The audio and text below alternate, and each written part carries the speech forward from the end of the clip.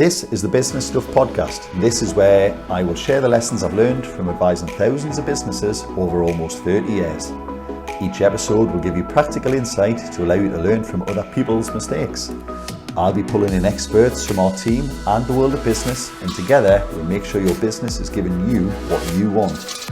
My name is Martin, and this is the Business Stuff Podcast. Hi, it's Martin Wardle from Robson Laidler, the Accelerator team, and I'm here with Danika, who's a copywriter. Yes. And try as we might, we didn't come up with a title. We're going to write the title at the end. So I can't tell you what this is about yet, but you saw it when you clicked it. Danika, why is that? Well, whenever you're writing content or writing a sales page or anything where you want to have a conversation in writing, you always write the headline last. In fact, the headline does 80% of the work that your copy does, so you always want to save it for last because honestly, sometimes you don't know where the conversation is going to lead, and sometimes you don't know where the writing is going to lead either. So if you start with a title, you might steer the topic in a way you don't want to, whereas if you write the topic first, the content first, you can then come back and give it the perfect title. Exactly. Right. And usually when writing, I know that I do, and I know that a lot of copywriters do this, we write up to 100 headlines for one thing, and it's just a writing exercise to get all the garbage out so you can start digging through and finding the real stuff. I need notes. Can I? Yeah. You're gonna steal my notepad? Yeah, no. Well, I'm just gonna write there something we need to talk about later. Yeah. So first of all, tell us what a copywriter does generally for people who don't know. So really simply, copywriters write words that sell things. Simple as that. That's it. And the use in business, and anyone can perform that function, but it's also anyone can replace tiles on a roof. You get the right people to help you with the right thing. Yeah. So, because a lot of what we're going to talk about today is to do with websites, pages on websites, campaigns, those types of things. A lot of people build their own websites because it is now technically quite easy with a lot of these website builders. Is why can't they just do that? Well, just like if you've ever seen a professionally built website versus one that's made by somebody who maybe doesn't know what they're doing but knows that they need a website, user experience comes into play with that. So when somebody lands on a website, there are certain things that need to be laid out in a very specific user experience way that will allow the person to say yes to whatever it is that you're selling. Because a website is ultimately, it's part of your sales literature, isn't it? No. No? No, a website should not be a part of your sales literature. Your website should function like a 24/7 salesperson. So the same conversation that you have when you walk into, let's say, a bank, and you sit down and you chat with somebody at the bank, they're going to ask you a series of questions to find out, okay, so why are you changing banks? That's a big one because that gets out all of the pain points that person had at their previous bank. Then the salesperson... They know what they need to say then to persuade, we don't have those fees. We don't have those fees, or, well, we do have that fee, but here's how we offset that, or whatever, to make the person feel more comfortable. Because to be honest, when people land on websites, a lot of times they don't know what to expect. So they go into what I call scared bunny mode. And if they see something on the website when they land that scares them, they'll leave. Yes. They jump on the road and immediately jump back off. Yes. Because they're worried. Because this is, I think, and I could be wrong, James probably knows better than me, probably you know better than me, this is your bounce rate. This is how many people straight out. That's why a bunny is a good representation. They go straight out the way they came in. Exactly. They don't go anywhere else. They don't pass go. It's, exactly. Monopoly-wise, it's, straight to jail. And yes. And that's one of the reasons why people leave when they see carousel images turning too quickly on a website. Because you haven't got time to read the damn. You haven't got time to read it. It just annoys you. And they could have the perfect thing for you, but you're not going to bother to stick around because that darn carousel drives you crazy. It won't leave you alone. It won't leave you alone, so you bounce. So, because I thought when I said it's part of your sales literature, and you went, no, it's a 24/7 salesperson. So I thought you were going to say, no, it's not there for sales, it's just there for information. It is. But let's be clear, because I thought, this is interesting, I haven't heard this, but So what you're saying there is it's not a pamphlet. It's not a digital representation of a handout. No. It has to be more than that. Yeah. So the way that when we get back to the idea of the difference between a person who builds their own website, a person who writes their own copy. So a person who everybody knows you need a hero image. So everybody puts up that hero image. Blessed carousel comes to mind, but they put up their hero image. Half the time, because we've got a lot of people who don't. Hero image is the big picture at the so top if you're a of the plumber, website. you've got the guy with a wrench, exactly solvent, yeah, right. And the problem is that most business owners think that the hero is them, and it's not. The hero is their customer. So also it should be an image of your customer. It should be an image of your customer because that shows that you are empathetic with what they're going through. So if you're a plumber, maybe it's a picture of a flooded living room and a person with their hands going like this. Or sitting snug, nice and warm because that heating works. Yes, exactly. So those are the kinds of images that really need to be at the top of the page. I liken it to if you are an apple seller and you're at a farmer's market and there are 5 other stalls that are selling apples. If you're a what? Apple. Apple. I think you said ABBA. No, you're selling your ABBA albums at the flea market. I think ABBA sell themselves quite well. I think they do all right. So if you're selling apples. Everything's fine, except that everybody's just standing at the edge of their stall selling, I have apples. Who cares? With a table full of apples. With a table full of apples. Well, you look and you go, apple, right, if I want an apple, I'll come and get it. Yeah, exactly. And then by the time you get to the end of the market, who are you going to stop at? The last market that you saw, because apples are heavy. But if the apples at the front of the market are saying, my apples cure scurvy, you should take a barrel full of apples with you, because then you won't get scurvy. That's way better than just saying, I have apples, because you're solving a problem. I haven't seen that. Exactly. Yeah.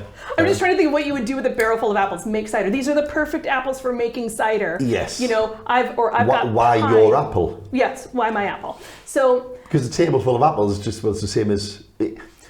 I always say to people, don't commoditize the thing you have. If you've got apples, they've got apples, they've got apples. Price is the only differentiator. And you never want to sell on price. Well, you don't want to undercut yourself just. They've sold all their apples because they're cheaper than me. Well, it's a race to the bottom, isn't it? Yeah. So you've got to come up with a way to... Yeah, because nobody wants a cheap apple. They want a delicious apple. But if all you've got is apples, you're going to take the cheap apple. I can't get the fish for a pound song out of my mind. do you know that reference or not? No. I don't know how we've been in the UK. I want to say an Indian guy or a Pakistani guy who is in a market in Leeds and he's got this song, fish for a pound, get your fish for a pound, come and get the fish for a pound. These fish for a pound, have you seen these fish for a pound? It was quite like the internet sensation a while ago. Ironically, he was probably the only one who managed to break through using price as the sales pitch. Mm-hmm. But he did it because it was different. That was Well, the fish... You're going to Google fish for a pound tonight as well, aren't you? The fish market at Pike Place, the reason that they're so famous is not because they have cheap fish. And it's not even that they have the best fish, because you can actually go down to the dock right outside the market and get it like right off the boat. But the reason that they're special is because they communicate well with their customers, they play with their customers, and they toss fish around. It's really fun and disgusting, especially if you get hit with some fish. Yeah, they don't throw the salmon because they're too big, but you get hit in the face with the shrimp. I'm now just thinking of that poor weather girl who gets the fish in the face in the storm. Right. Yeah. I think she's called Fish Face. I can't remember, but yeah.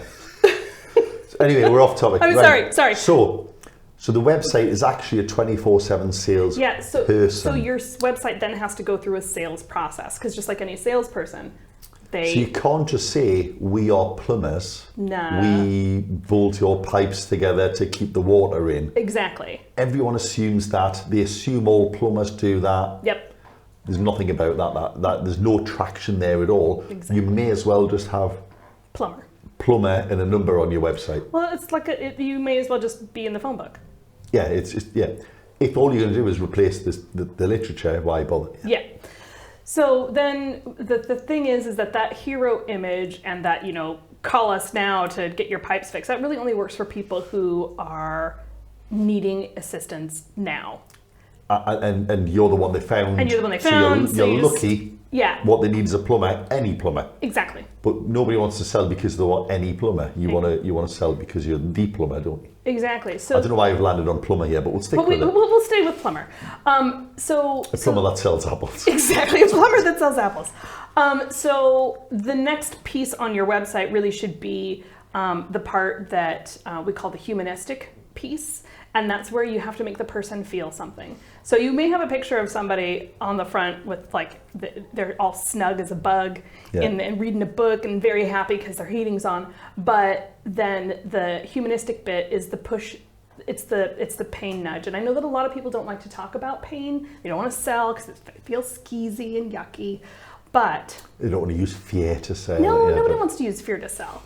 But we are not selling fear. We are reminding them that they have a problem already. We're not creating the problem. Yeah, because you want them to find you because they have that pain already. Exactly. So what you're trying to do here is say, I can solve that pain. I get you. I know why you're here. Yeah. Like, if you don't address why they're there, they'll think, well, they don't know why I'm here. Exactly. If you just say, welcome to my website, it's like, I don't care. Waste of words. How many websites the first word is welcome? It's probably less now. So many. But that was like every website in the 2000s. Yeah, so many. So after we get through the pain and agitation, and it can literally be like, especially for a plumber, if they know that like the people who are coming, they already have a problem, it's just a dash of pain. If it's something like forward planning, like financial planning or accounting, then you have to like grate on the pain. You have got to make sure that they understand that you understand. So it really depends on... So running the business is lonely, you've got no one to ask questions, your figures are exactly. You got to lay the pain out. You got to lay the pain out of, hey, it's tax time and you're stuck. We can help you with that. So in a non-mocking way. In a non-mocking... It's not you're stuck. It's no, I mean, I hate doing my accounting too, so I'm right there with all those people who experience that pain.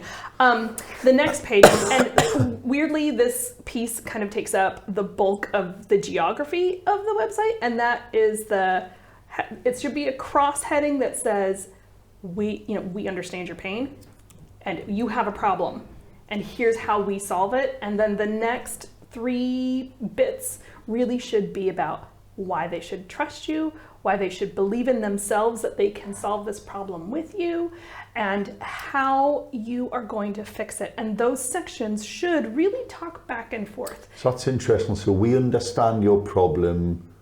We understand your problem. We can help with your problem. Your problem isn't insurmountable. Together we'll get there. Exactly. Right. And then you go to the switch, which is where you remind them of the pain at the top. You say things like, hey, you can keep doing what you're doing. Because you can be cold if you want. Yeah, it's fine. We're okay. Like, we're warm. Get yourself a sweater. The people we know are good. Yeah. Start knitting, but... it's fine. Or you can do something about your problem. So most people say when you're doing a presentation, you should stand up and tell them what you're going to tell them, then tell them what you said you were going to tell them, and then at the end, remind them what you told them. It's kind of... it is very, very similar, but people don't put that on their website. But not literally. No. And this is where the skill comes in, because if you just go, your accounts are a mess, we can sort that mess out, and don't forget, it's a mess. Yes. It's not going to work out. That's got a niche audience that would work with, isn't it? Yeah, right, very niche. And then the bottom half is the close, and that's where all of the people who are hyper competitive, so we've got people who know what they want. Those are the quick clickers, I just need a thing. Then you've got the people They'll go straight to the contact page because they know that, yeah. Well, you shouldn't have a contact page at that point. You should just have a call me button. Plumbers, you just need to call. And then we have the humanistic people, the people who need to feel something. Then we have the researchers who need to know something.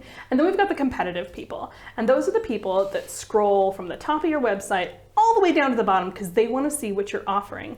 And then what they do is then they scroll back up and they reread the page. And interestingly... So we'll skim through fairly quickly, I would imagine. Yeah! Is this about... Yeah, this looks like it. I'll have another... Yeah. Exactly. And the competitive people... I do that with news stories. I think... Everybody does. Do I look like I'm interested? And it's the cross headings that'll do it, that'll make them stick. It's that sticky copy that's good because that's the fun stuff. The body copy can be relatively boring. As long as your crossheads are catchy and fun, you'll keep the competitive folks. And that close can be one of two things. It can be, this is what I do. It's got to be a list of 10 things that I'm going to get when I say yes to whatever it is that your offer is. When I work with you as an accountant or as a plumber or whatever. Can I just Yeah. Just clarify, you don't mean literally here. You're not saying, look, here's a list of the 10 things. It's just make it obvious. Is that Yes, well, it's more like you I'm want to conscious people might take it literally and just go, oh, well, I'm going to put the pain, remain the pain, Yeah. This is all embellished into well-written words. Exactly. Well, this is and all... it shouldn't be obvious this is what you're doing. No! Yeah. Yeah. So that competitive person, they need to see the benefits of working with you in a succinct way. And you can do it one of two ways. And it really depends on your reader, their stage of awareness, but on a homepage, you never know who's going to land there. So it can either be, I call it the top 10 benefits, and those are benefits of benefits, not the actual benefits. So forget features, throw those away. So this isn't, your figures will be up to date. It is, you can sleep at night. You will sleep at night, yeah. Because your figures are up to date. I will stop the water coming out the pipe. It's, your house will be dry and safe. Yeah. Yeah. It's like your kids will feel happy about bringing their friends over after school because you don't have to worry about the heat going on and going off anymore. Yeah. That kind of thing. Right. The simplest way I ever heard on that is the chiropractor who says I can stop your back hurting. Mm-hmm. Okay. So you can pick the kids up at the weekend. Yeah. You can play with the kids. Playing with the kids is much more attractive than, oh, well, it's not that bad. It's all right, I'll just put up with it. Yeah. Exactly. Yeah. Or if you are more of a service-based business and it really depends on what you're going to get, then you just stack testimonial on top of testimonial on top of testimonial. Yeah, you make a good point there because we have many things we do. Mm-hmm. If we say to someone, your employees' pay slips will be on time and that's pretty basic. But you're not looking for payroll. Yeah. Who cares? Yeah. It's like, don't worry, your VAT returns, I'm not VAT that registered. would go on the payroll service page. I don't even know what it is. Yeah.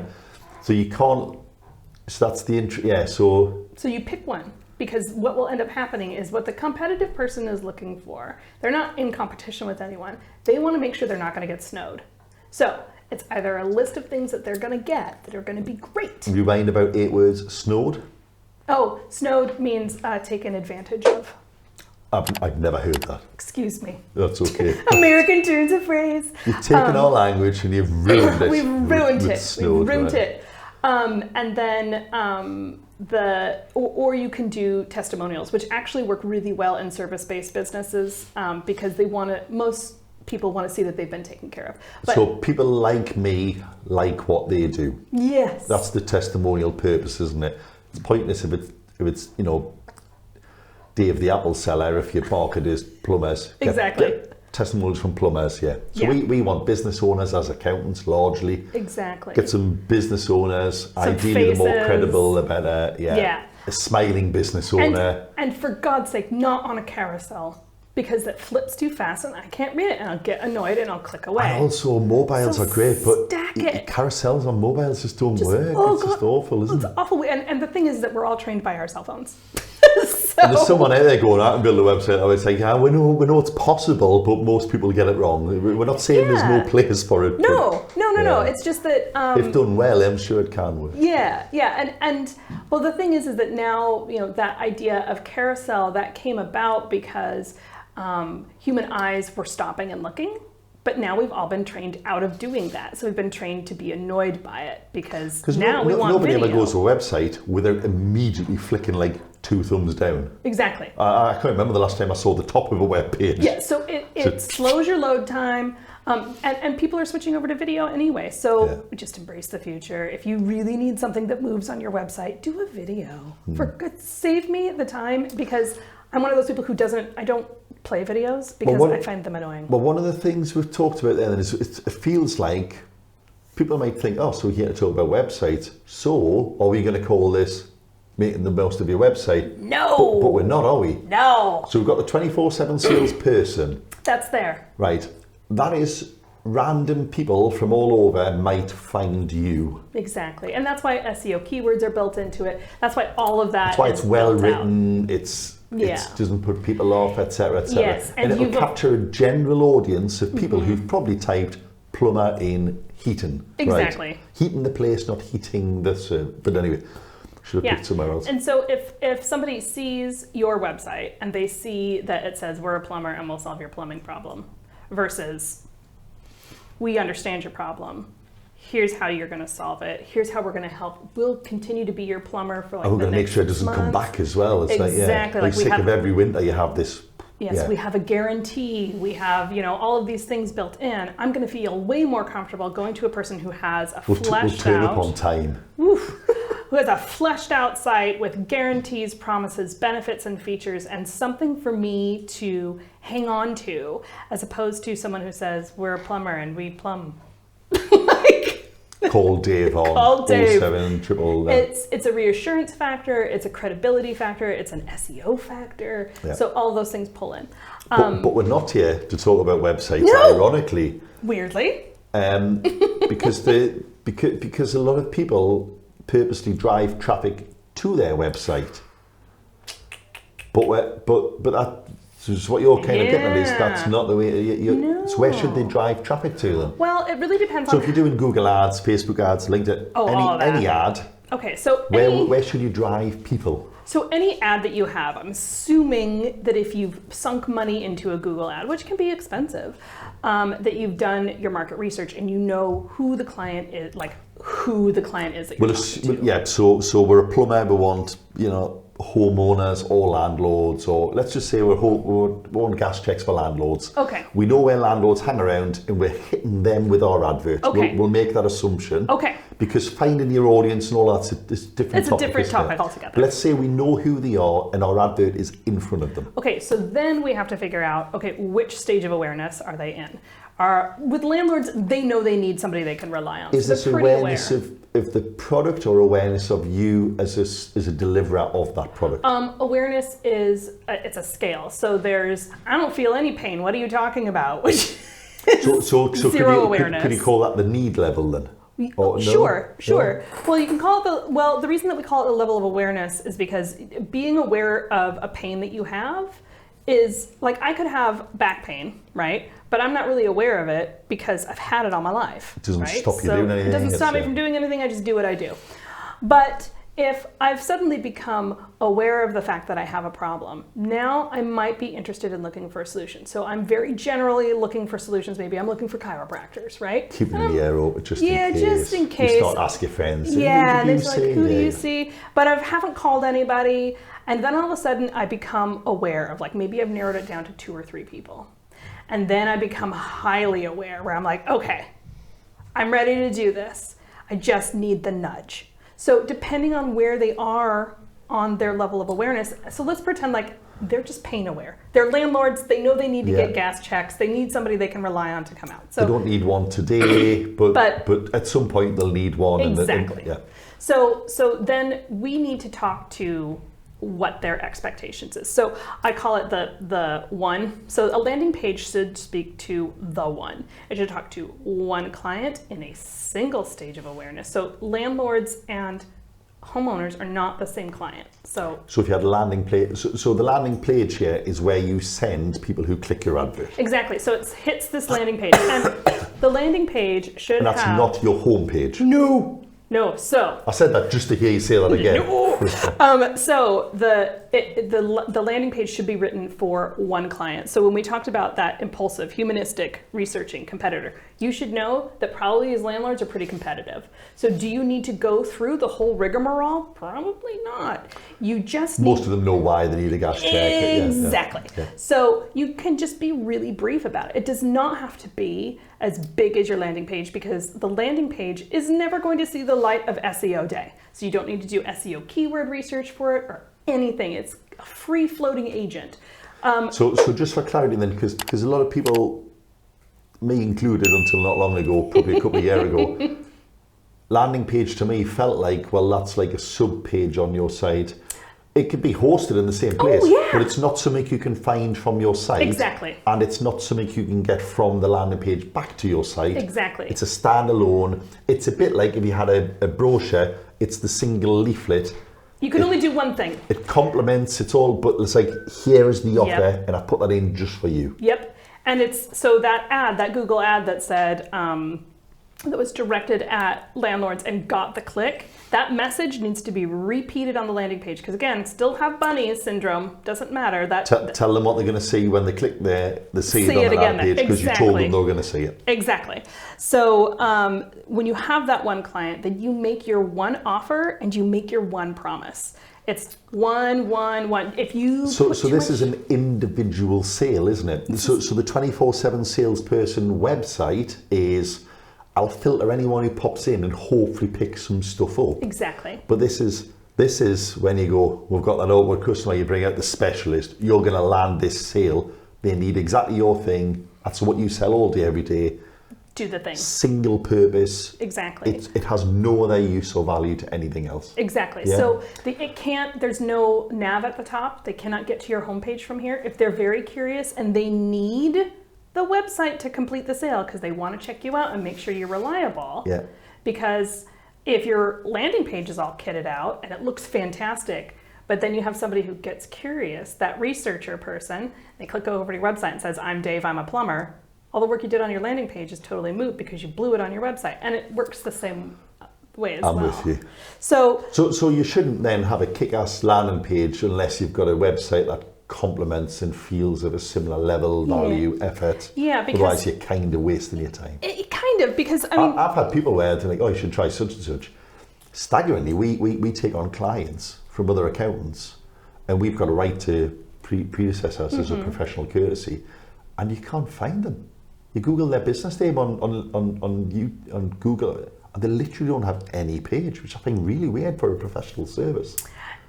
I think that it really depends on. They're often not even on LinkedIn, or like they haven't got a Yell listing. They're just like, they don't exist. Yeah. You think, well, and honestly, like, hosting doesn't cost that much, guys. well, it's buttons.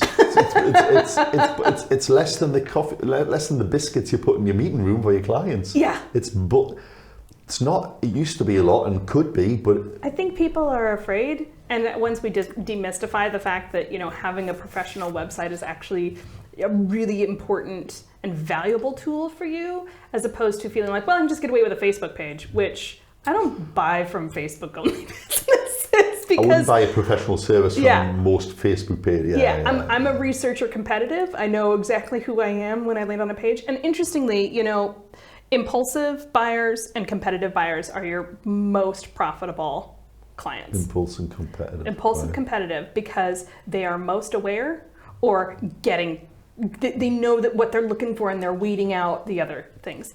People who are humanistic and researching, they're still in figuring out if they want to. They're not quite. They're not quite ready yet. But if you give them what they're looking for, they could quickly turn from being not quite ready to ready just in reading your website. With a good, Exactly. So with a landing page, it's one client, one offer, one promise. So if it's early in their buying stage. So let's feed the sparkling. So you talked about the awareness levels. Yeah. Someone who needs something right now, like you maybe, I don't want to sound like, you know, mercenary here or too capitalistic, but if someone needs something urgently and you're one of the only providers, you maybe don't need a price offer on your landing page. Maybe not. If you're trying to tempt someone to do something earlier than they were going to, you would approach that in a different way, wouldn't you? Maybe. To sweeten the offer, because you want to move clients from their, I don't know, stage to the stage pretty quickly. You can get them there by making offers. So if you know that your landlords, they're looking for a guy, but they haven't narrowed down their prospects, they don't really know, because if they're clicking on a Google ad, they don't know what they're looking for yet. They're still researching. But you can move them to saying yes to whatever your offer is by making them an actual offer, just being like, hey, we're looking for landlords and you're looking for plumbers.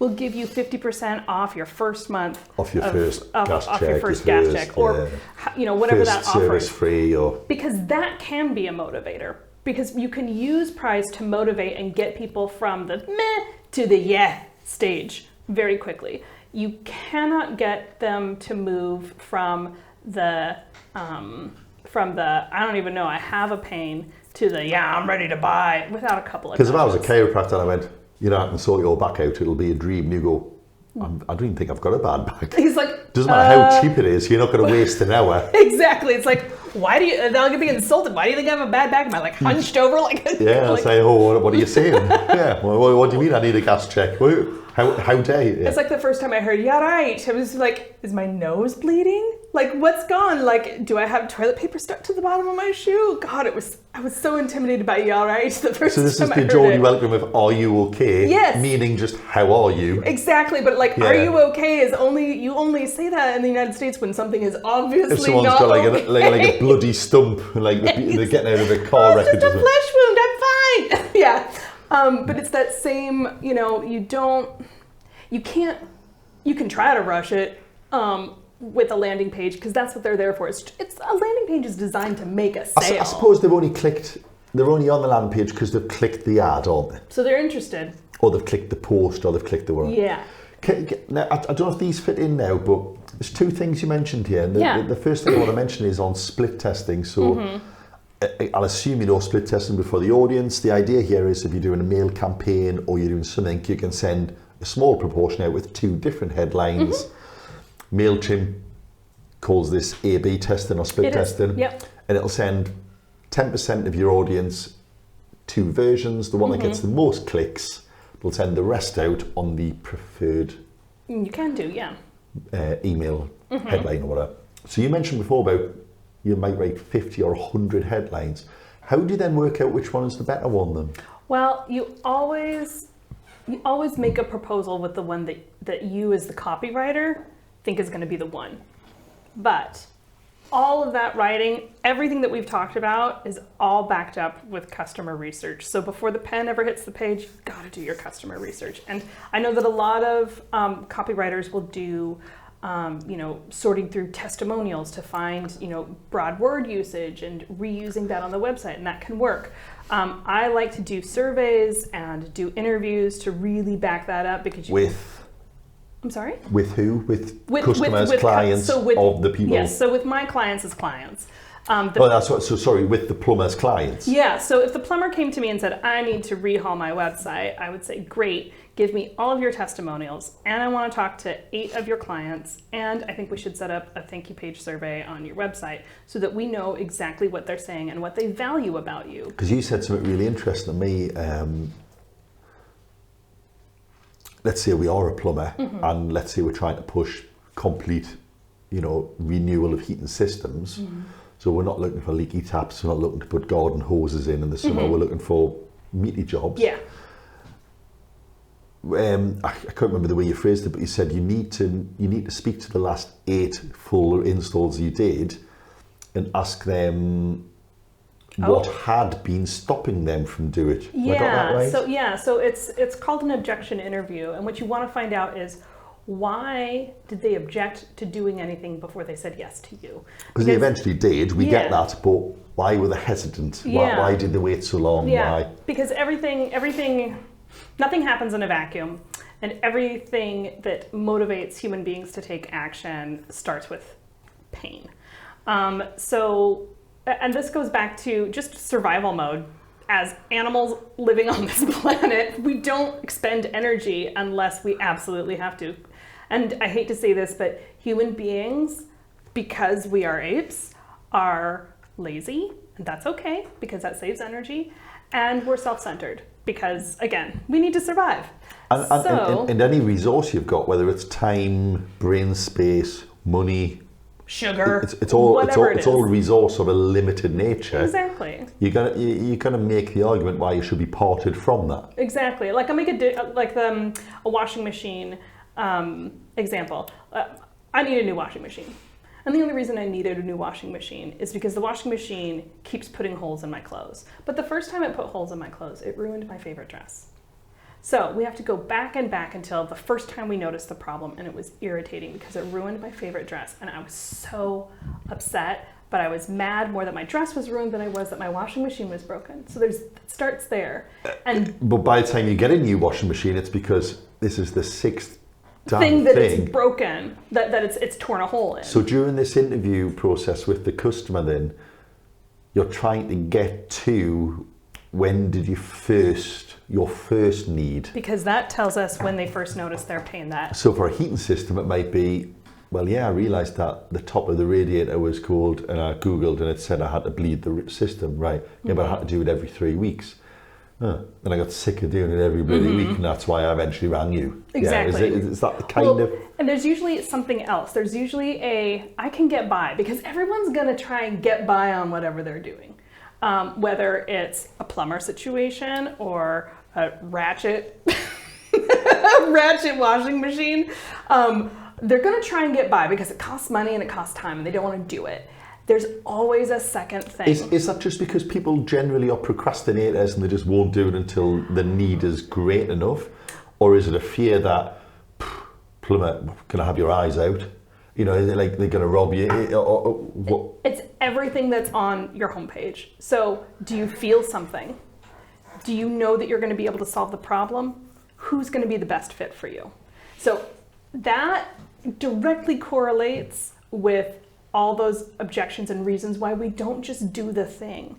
So if we can absolve those, you can move someone from being, I don't know, maybe I'll solve my problem, to, oh my gosh, this is the solution within a web page. This and you can do like that just the thing. in a landing page too. But again, if you're not paying attention to the stages of awareness that you're targeting, so that Google ad that goes to the landlords, and if you put every single service that you offer to landlords on that landing page, they're not going to read it, and they're not going to click the button, and they're going to become distracted by the cat or a kid or whatever else is going on in their lives. It's interesting because you and I both attend networking meetings where part of the training, so it's B&I, and part of the you get 60 seconds each week to tell your fellow members what you do, what you can do. And I'm always staggered at how many people, this isn't the people I'm in the room with now, it's in my many years of networking and B&I, don't have a specific thing they're trying to do. How many times do people stand up and say, if you're a handyman, so you go, I can stick the fence up if it blows down, I can paint that door you've never painted, I can refit the hinge, I can hang the pictures, I can and you think, oh wow, I'll keep an ear out if anyone needs those 14 things. But you don't know anyone who needs everything. And it just, you miss, don't you? And that feels very much like what you're saying here. The advert and the landing page isn't, oh, we can do all of your stuff. Because no one's clicking, we can do all your stuff. It's just the gas check, because all you want them to do is call you, because then what you have is then you perform the service, and then now that you have their phone number or their email or whatever, now it is up to a real salesperson to contact them and said, hey, we did your gas check for you. I noticed these 3 things also while I was on site. While we did it, one of those radiators is really not big enough to heat the room up, so the boiler might not fix it, so it can fix it while we're on, and Exactly. Yeah. So the website, for service-based businesses, it just gets them to make the call or make the appointment. Then it's all about the customer follow-up. So the sales pitch, the 24/7 salesperson website then, isn't to conclude a sale. It's to persuade someone that you're worth speaking to, or visiting, or popping into the showroom. Well, even a physical product. So let's say that it's like a meal replacement bar or drink or whatever. That page needs to explain why this works, why it will work for you, how they're going to help you get the results that you want, if it's a diet thing or whatever, and the benefits of using this, how much time you're going to get back. You still have to do all of that, and that is just to get you to say, yeah, I'll try it. And there's probably a greater burden on a product like that that's probably going to get shipped, like posted. Well, that's why those, because you don't have a physical premise. Well, even like HelloFresh, they're always like, if you were once a customer, I've never been in the HelloFresh shop because it doesn't exist. So their site has a lot of lifting to do, hasn't it? Exactly. And so their big thing is that HelloFresh sells on freshness, lack of food waste, and really fast delivery. And laziness. And laziness. And tapping into the fact that you don't want to. I hate shopping. There you go, everything you need. Exactly. So they solved the problem. You're busy, you don't like grocery shopping, and you don't like food waste. Done. But that all goes into their website to get you from, I don't know, that's a lot of money for a food box, to, oh my God, this sounds so good, I'm doing it. Yeah, we had a spell where we had Gusto and HelloFresh on the go. Yeah, it was great. Yeah, But you're constantly getting customer follow-up on them, aren't you? Because they want you back. They're always sending you offers and stuff. Oh, yeah, no. I found something else. It's called Lollipop. And instead, you upload your recipes to Lollipop, like you take a picture of it, and it tells you what ingredients you need, and then it goes and gets it from you from Sainsbury's. Wow. And it keeps track of how much you've used, because if you've only used like 6 tablespoons of tamari over the last week, it'll say, listen, this is in this recipe too, but you don't need it, because I know you have a jar of it in your cupboard. Yeah, so my mind's blown. We'll pick that up after this. But they solved the HelloFresh problem. Oh, sorry, they solved the, yes. So they... Because the issue with HelloFresh is, it just is an interesting aside, interesting to me. Yeah. Sorry. Groceries. As an interesting aside, is that you know their service works, but eating away at the back is, why can't I just buy the damn ingredients? Exactly. And because ironically, you still have to do a shop, because HelloFresh just gives you those 3 meals. Exactly. Doesn't solve your week. Yeah. So Lollipop is interesting. They know that. They know that the reason people don't do HelloFresh is because it's too expensive and it has too much plastic waste involved. So the number one thing is that it costs too much. You know why they know? Because they probably asked HelloFresh customers. Why did you stop? Why did you stop? Couldn't keep it up. Yeah. And then the other piece is that, well, it's got all that plastic waste because they're delivering with plastic. Well, great, we'll just go to the grocery store and it would be what you would buy anyway.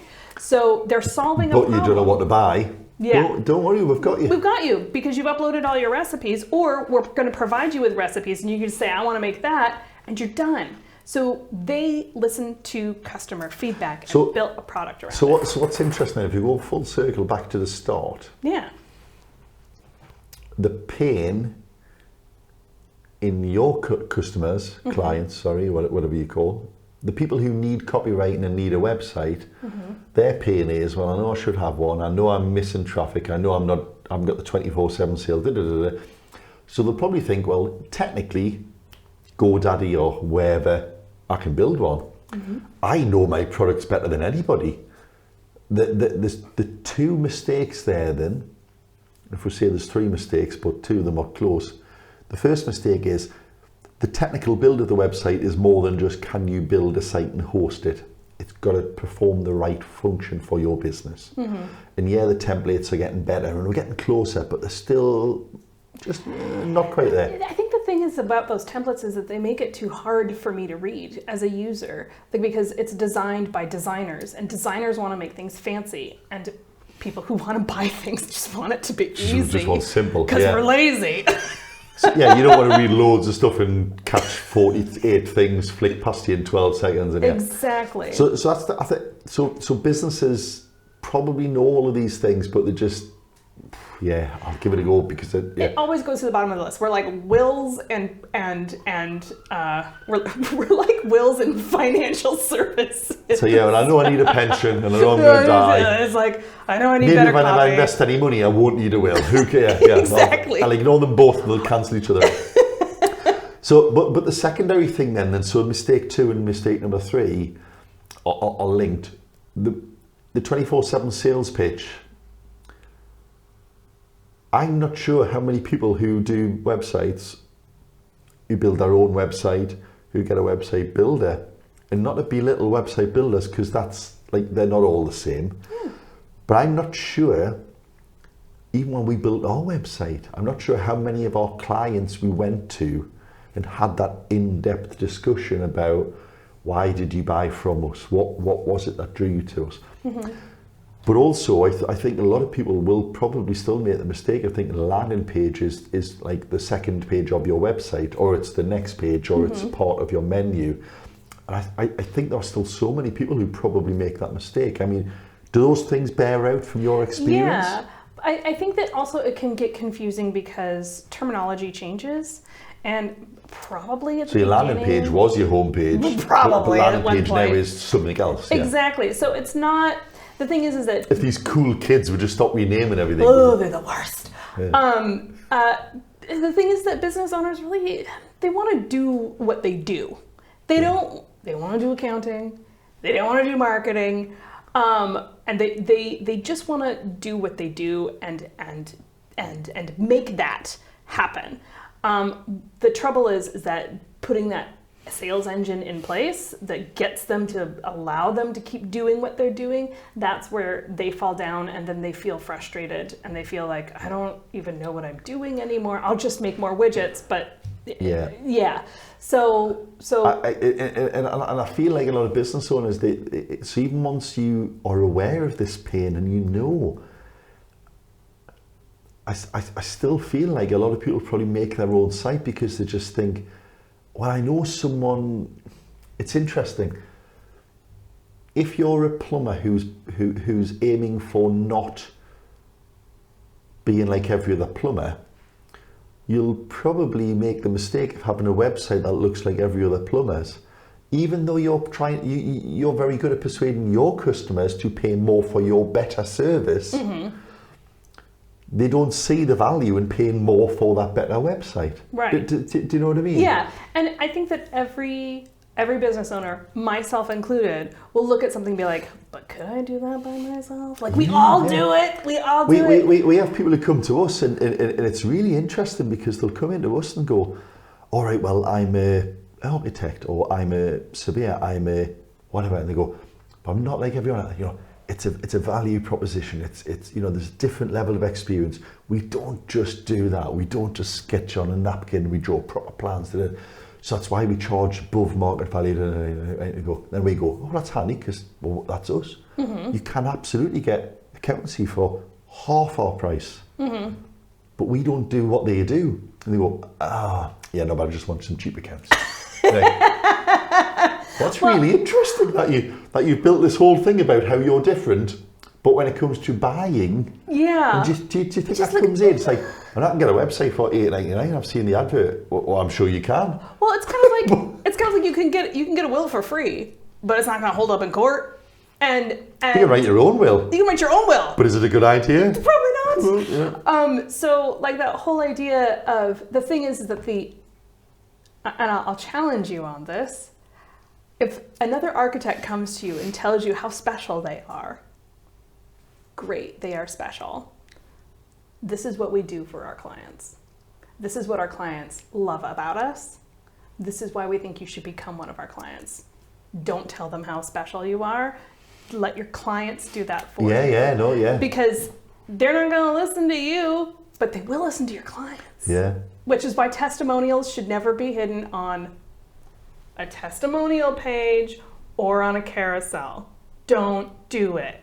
If she turned to the camera there, so she means it. I mean it. Don't do it. Yeah.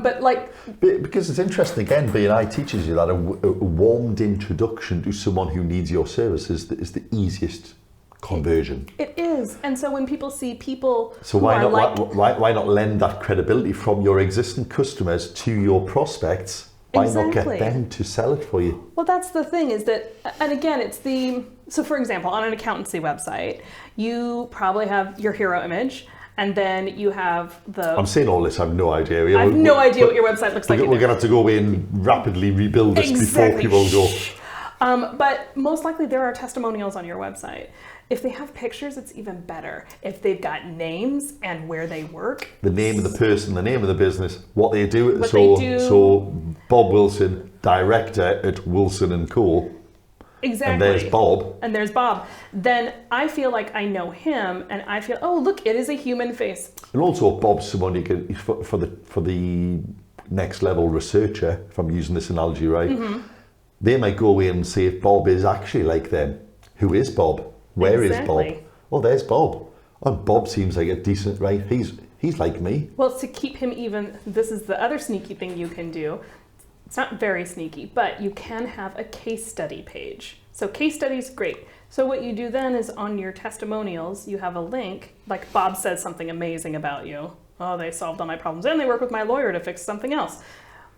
put a link on his testimonial that links to your case studies page so that they really get to know Bob and his stories, because Bob came to us like this, he needed that. This is what we got. Yeah. Because the humanistic person and the researcher person, they need a little bit more to push them along. Not just that Bob said you're great. Exactly.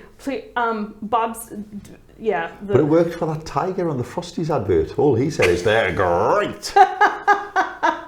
He did in the UK anyway. I don't know, did he have? Yeah. Even worse, I found out something about those cereal boxes through marketing. It's very sneaky. If you go into the grocery store and you look at any of them that have a mascot, they're all looking down. Do you know why they're looking down? Because little kids are little. And so they're making eye contact with the children. Freaky, right? If you look at any of those cereal boxes, their eyeballs are all looking down, making eye contact with children. I thought they were looking at the delicious cereal they were peddling. No, they're making eye contact with the children. Wow. Terrifying. Also, if you look at any of the Disney princesses, they never make eye contact with each other. They're always making eye contact with your child. Also creepy, right? Like, they never make eye contact with each other. Is Moana a princess? Yeah, she's a chief's daughter. It counts. Is she also looking at my child? Right, okay then. Yeah, because I like Moana, I didn't. Yeah. I mean, Maui called her out on it too. We're kind of off. We are off topic. But interestingly, what you're highlighting there is that big corporate spend a lot of money on customer research, and they know that the person who's asking for that cereal is not mom. It's the kid going, I want that one. All of the grown-up cereals have a big picture of the cereal, so it looks very fibery and very nutritious. It looks helpful. It looks healthy. Even if it isn't. So anything that doesn't have a cartoon character on it, it's got a lot of fiber in it. Even if it says like 2% fiber on it, the picture is so big. But again, you're buying that for a different reason, aren't you? Yes, you are. You're not a kid who just wants, Frosty the Lion or whatever, Tiger, sorry. Why do you think the Scotsman on the Scottish Oats package is so very muscular and wearing a kilt? Yeah. It's not because all Scotsmen are muscular and wear kilts. It's because women buy oatmeal. Is it? And they want a sexy Scotsman on their oatmeal package. I did not know that. I will defer. Know your customer. I'll defer to your womanness on that. Yeah. So let's recap then, Danika, because we've gone through a lot of things here. Yeah, we have. No, and it's great because I think. So even I like to think that I'm not a million miles off understanding a lot of the market and things. But everything you said there, I think that's why. And I know these things all exist, but just quite placing the why is the bit that I was missing, I think. So it's really interesting. So we've talked about the job of the website. Mm-hmm. We weren't yet to talk about websites, though. We were here really to talk about who the website is speaking to and the different audiences. Mm-hmm. And I know your notes are kind of like, your website is talking to like everybody who might buy something from you, but the land page is a single trick. It's a single purpose thing, isn't it?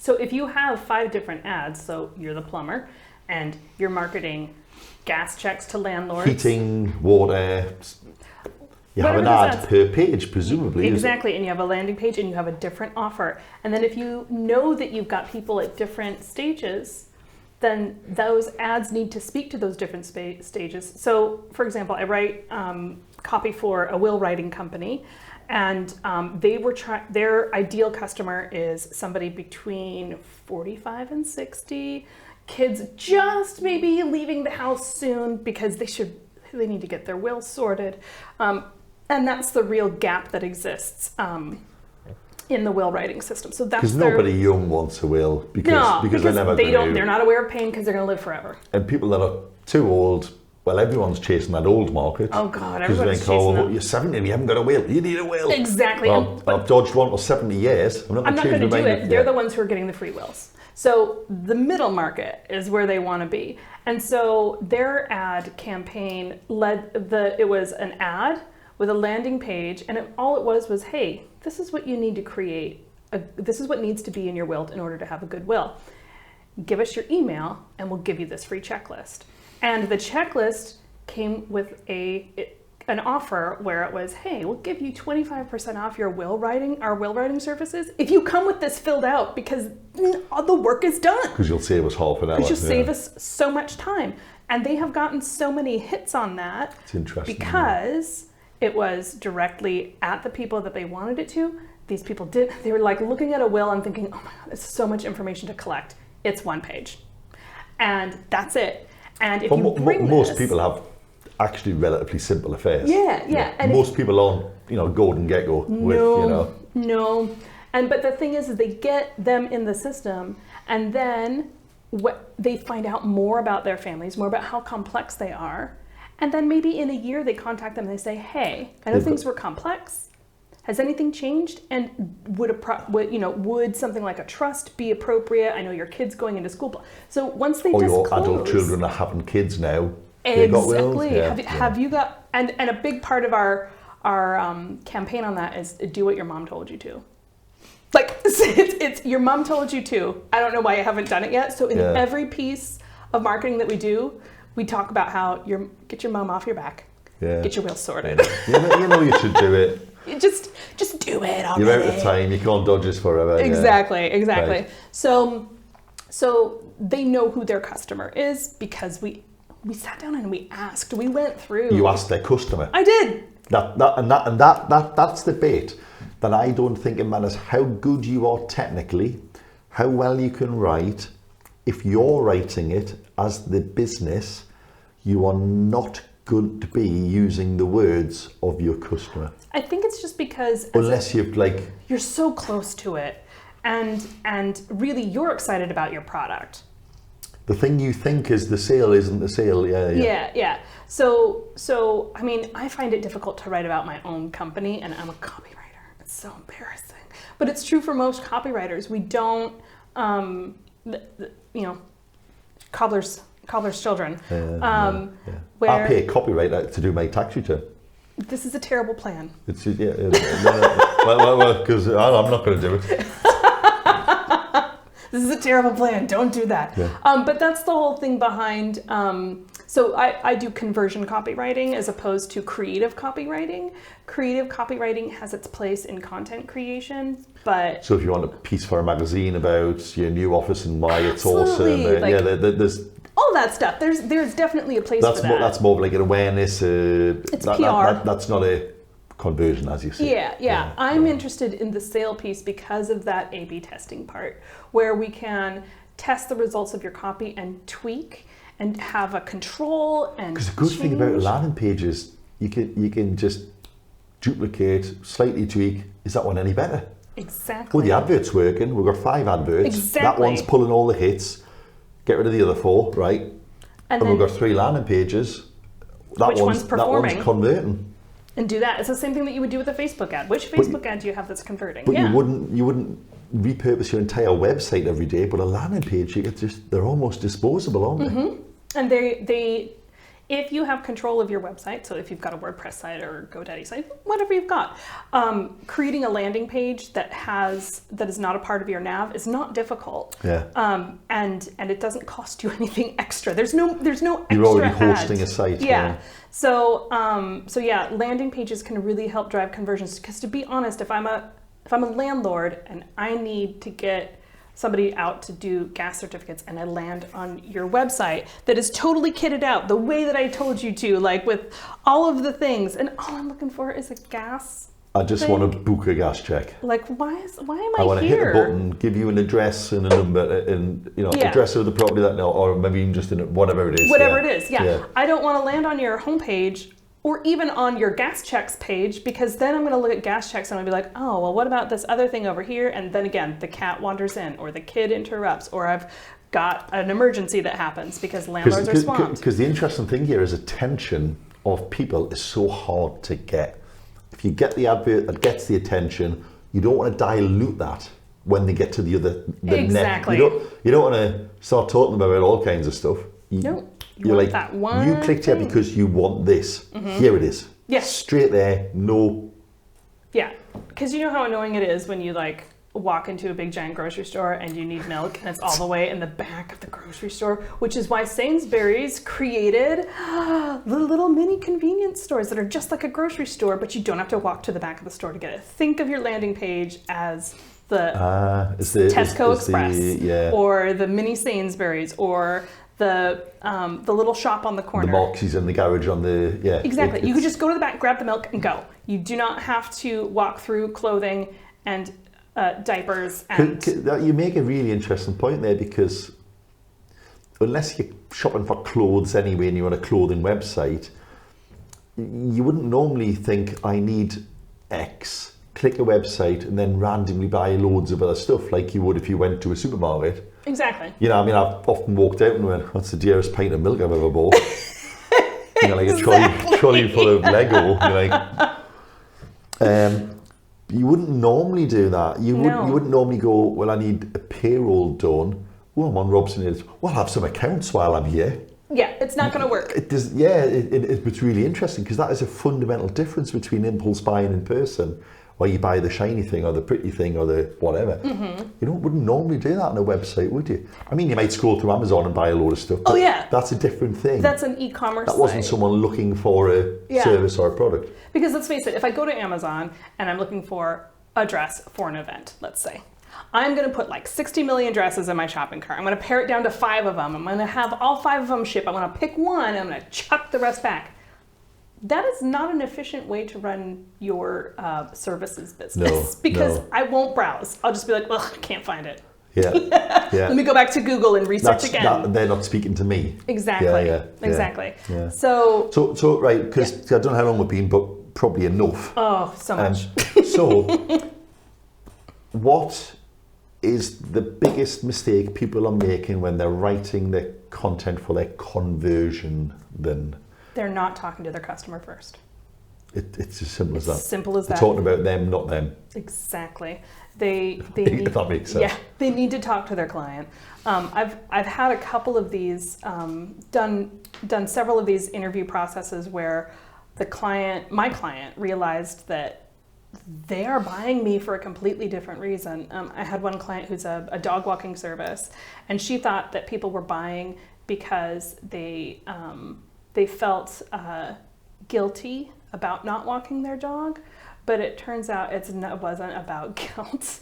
It was about pride, and it was a little bit about snobbery. And was it like for a dog walker? Yeah.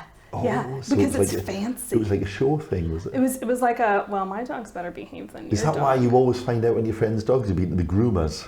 Well, it was like, yeah. dogs for millions of years never had the haircut, Exactly, and they were fine. And they were fine. No dog ever died of long hair. But you should see some of the breeds now. They might die from long hair at this point. Fair twos would ruin the dog. Yeah. But it was... That's interesting. But I honestly, I was going to go, I bet it was guilt. But that's interesting. She thought it was guilt. She was like, okay, they feel guilty for not walking their dogs. Because they shouldn't have got a dog. They've got a dog and they need a dog. Now they need it. Yeah, because her level of service is that she charges $80 for a 2-hour dog walk. And she'll commute to the UK for $80. That's pretty good. It was one of my US clients. I was going to say, I'm not sure she'll make much money by that. But most of her clients are very breed-specific clients. They think that their dog is special, very special. So it's the same people who, if they had children, would have thought that their kid was very special. These people, their dogs are very special. So instead of the piano lessons, whatever posh people do with that, And to be honest, how awesome would it be to be one of their dogs, to where you get to go out and have adventures twice a week and run around and just get exhausted? But it wasn't guilt. It was a couple of other factors, but it was also this idea that they couldn't live their best life if their dog wasn't living their best life, because their dog is an extension of them. So the messaging became, if your best friend's not living their best life, how are you doing? Like, this is about self-care. This isn't about your dog. This is about you. Yeah. And so that was what the messaging became. That's interesting. Yeah. And then that justifies the price, because it's not, is your dog worth it? It's, are you worth it? But do you know what's really interesting? Because actually, when you break this down, I often say it's weird. So we know somebody who runs a dog grooming and like kennel business. Mm-hmm. And they charge more to walk a dog than it costs to nurse a person for an hour in a care home. Mm-hmm. Does that make sense? Mm-hmm. or to put your kid in a nursery. Look at the hourly rate of a nursery for a child. People pay more to have their dogs walked. And I always find this interesting because obviously it's topical in the moment about things like nurses' pay, etc. And I don't know what it is, but the people who look after the most vulnerable are often the lowest paid. And I don't want this to be about politics, but what's really weird is if it was guilt, people would spend more time with their families. They wouldn't get a dog, they would spend time with their granny who never sees anybody. Which links into, well, it's not about guilt, is it? It's about this thing is an extension of me. I wonder how many people have a paid dog walker, not to guilt people. How many people have a paid dog walker but have an elderly relative who never sees anybody? Because guilt, you would pay someone to go and sit with your granny, wouldn't you? Which means it's not, so that just backs up it's not about guilt. Yeah. You would never get that unless you ask the person. To be fair to these humans who have bought this service. Oh, sorry, I'm not against people buying dog water. To be fair to these people who buy this service, a lot of them either can't go sit with granny, or don't have granny, and that's why they have this dog. What I'm linking to there is if it was guilt, there's probably other things in life that you should focus on solving your guilt on. That's what I was getting at. Yeah. And so I didn't ever really think about it that way. What that is, well, it's clearly not guilt. Otherwise, you'd be spending more time with the friend you haven't seen for 5 years. You would, if everything was guilt based, then it would be an easy button to push, wouldn't it? Yeah, it was a revelation for us. Like we were both like, whoa. So we always make a guess before we go into the interviews and talk to the people. I wonder if it's this. Yeah. So how did you get? So that we're probably like, I don't know. Actually, I literally don't know how we're doing. But because you don't just walk in and go, why did you get a dog walker? Oh well, actually, I wanted my friend to have it special. Like, how do you get there? That doesn't just come out. No. So it goes back to that interview where the questions that we ask are really open-ended, and really you don't find out that information unless, as the interviewer, you don't say anything and you just wait for them. 2 ears, one mouth, and all that. Yeah, you just wait for them to start talking, and what you begin to understand is what they believe about themselves and what they believe about their place in the world, and those things start to come out. So for me, what I then do is I stick that all on a spreadsheet.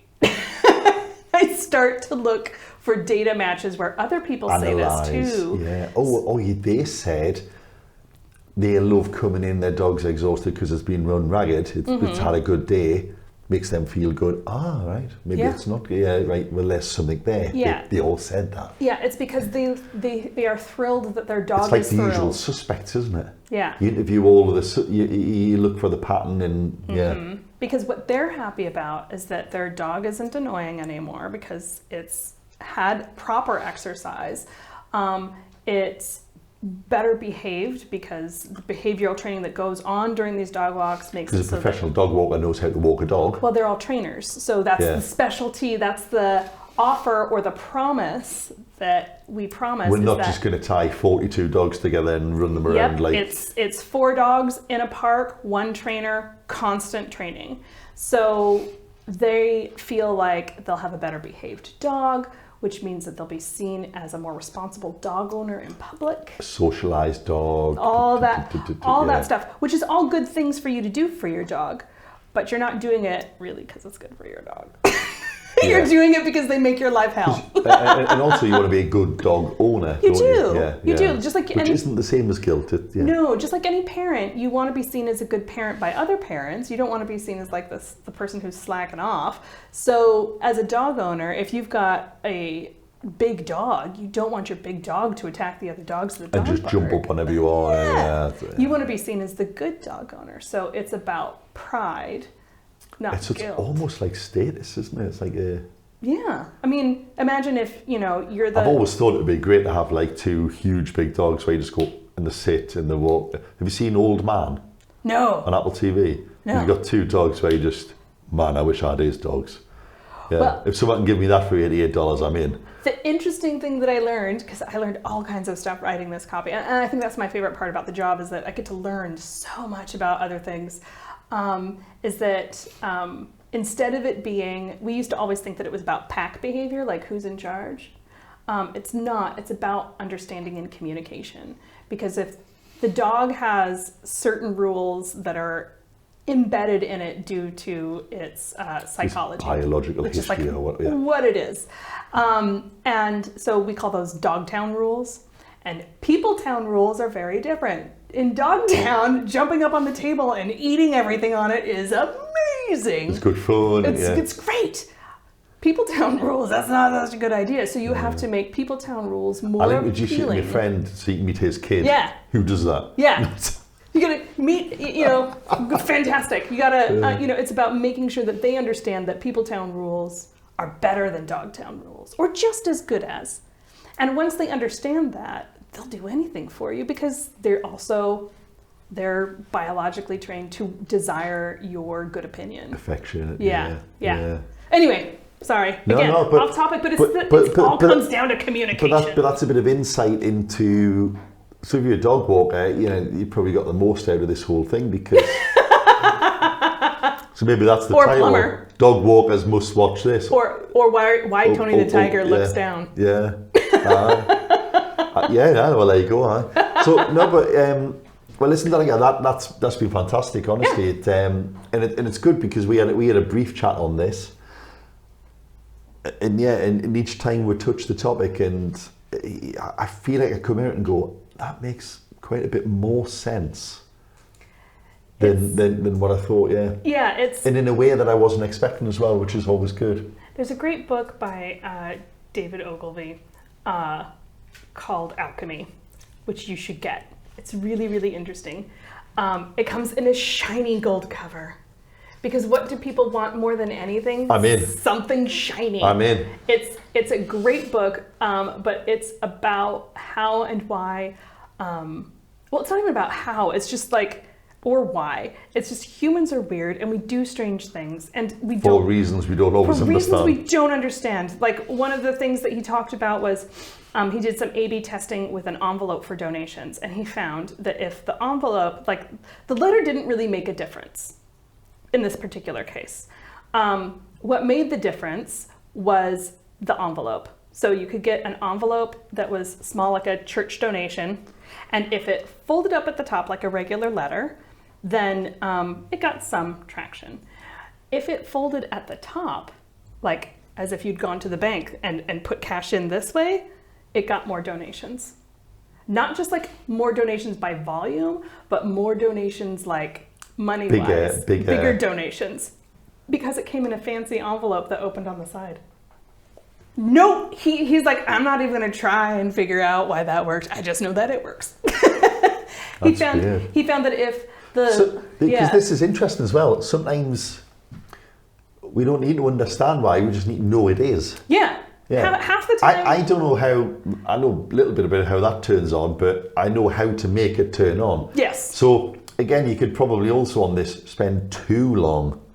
And you don't need to.